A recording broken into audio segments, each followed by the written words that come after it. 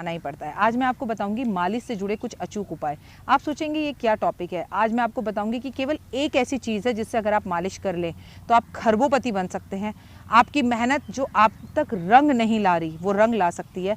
और ऐसा मुझे किसी देश के बहुत बड़े एस्ट्रोलॉजर ने कहा कि तुम अपने YouTube चैनल पर ये बात ज़रूर बोलो और देखो बहुत सारे ऐसे लोग हैं जिनका दुर्भाग्य उनका साथ नहीं छोड़ रहा।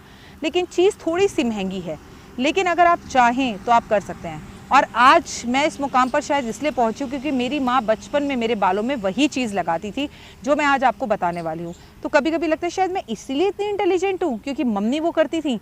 और कभी मैं सोचती हूँ कि नहीं, इतने बड़े गुरु ने कहा है, देश के इतने बड़े एस्ट्रोलॉजर ने कहा है। अगर जिस एस्ट्रोलॉजर की मैं बात कर रही हूँ उनका नाम अगर मैं आपके समक्ष लूँ तो वो देश के सेकंड एस्ट्रोलॉजी वर्ल्ड के मोदी कहे जाएं, अमिताभ बच्चन कहे जाए तो कोई भी दुर्भाग्य मतलब अतिशयोक्ति नहीं होगी और गलत बात नहीं होगी। वो इतने बड़े एस्ट्रोलॉजर हैं कि उन्होंने मुझसे कहा तुम इस विषय पर ज़रूर बोलो क्योंकि लोग इस विषय पर बोलते हुए कतराते हैं। मैंने बोला जिस विषय पर लोग बोलते हुए कतराते हैं गुरुजी मैं उसी विषय पर बात करती हूँ। तो आज मैं जिस विषय पर आपसे बात करने जा रही हूँ शायद ही आपने बहुत कम एस्ट्रोलॉजर को इस विषय पर बात करते हुए देखा होगा क्योंकि शायद इसके लिए बहुत हिम्मत चाहिए। बट हिम्मत तो हम पंजाबियों में पैदा होती ही होती है और आप लोगों से बात करने के लिए हिम्मत इसलिए बढ़ जाती है क्योंकि मैं किसी गैर से बात नहीं कर रही हूँ। मैं जैसे देव से बात करती हूँ, जैसे सुरेश जी से बात करती हूँ, ऐसे मैं आप लोगों से बात करती हूँ। I am talking with my परिवार। और अगर इस एक उपाय से मेरे परिवार को फ़ायदा होता है, इस एक चीज़ से मालिश कराने से मेरे परिवार को फ़ायदा होता है तो मैं ज़रूर बताऊँगी आपको, बार बार बताऊँगी, लगातार बताऊँगी। भारतीय सभ्यता संस्कृति में मालिश करना बहुत ज़रूरी बताया गया है। हमारे यहाँ जब बच्चा पैदा होता है तो 40 दिन तक उसकी मालिश और जच्चा बच्चा दोनों की मालिश कराई जाती है। कहते हैं बच्चा पैदा होने के बाद अगर माँ 40 दिन अपनी मालिश करा ले तो उसका शरीर हष्ट पुष्ट और दूसरी संतान को पैदा करने के लिए तैयार हो जाता है।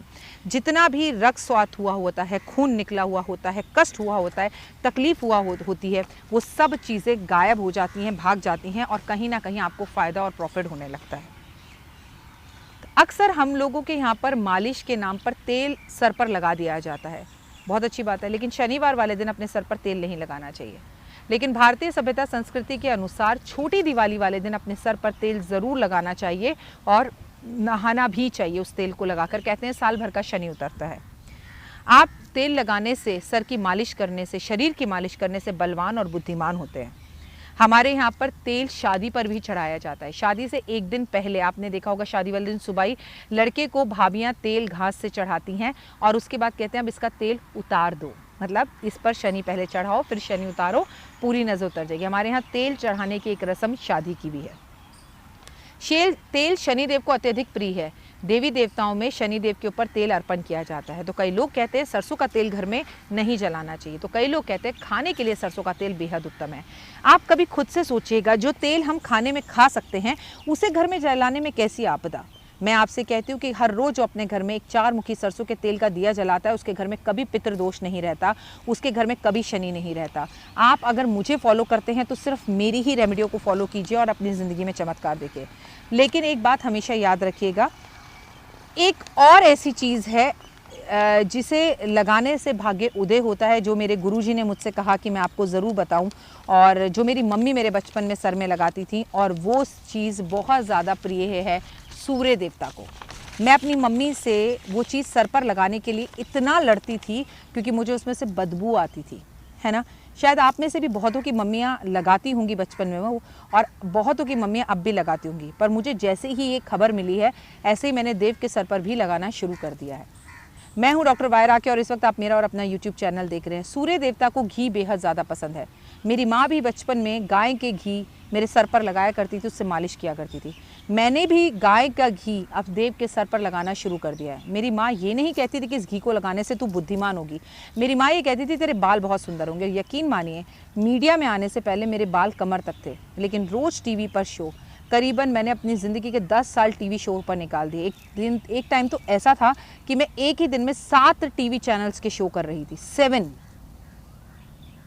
और आई थिंक इतनी शक्ति मेरे अंदर इसलिए थी क्योंकि मेरी माँ ने मेरे सर पर घी लगाया था। मेरे गुरुजी ने भी कहा अगर किसी का सौभाग्य नहीं चमक रहा, अगर किसी का भाग्य नहीं चमक रहा, मेरे वो गुरु नहीं है, मैं आपको क्लियर कर दूं, जिन्होंने मुझे एस्ट्रोलॉजी सिखाई थी वो भी इस दुनिया में नहीं है। वो एक एस्ट्रोलॉजी वर्ल्ड के काफ़ी बड़े भीष्म पितामह कहना चाहूँ तो गलत नहीं होगा, वो हैं। और वो मुझे एक सेमिनार में मिले और वो भी ऑनलाइन सेमिनार हो रहा था।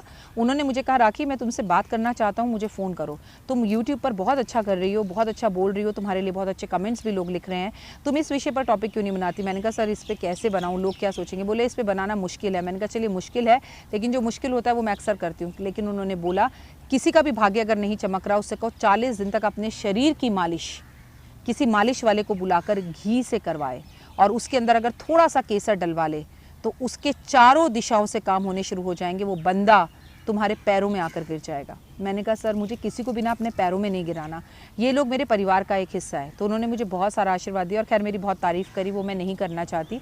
अपनी तारीफ़ ज़्यादा सुननी भी नहीं चाहिए, अपनी ज़्यादा तारीफ़ करनी भी नहीं चाहिए, क्योंकि आपको अपनी ही नज़र लग जाती है।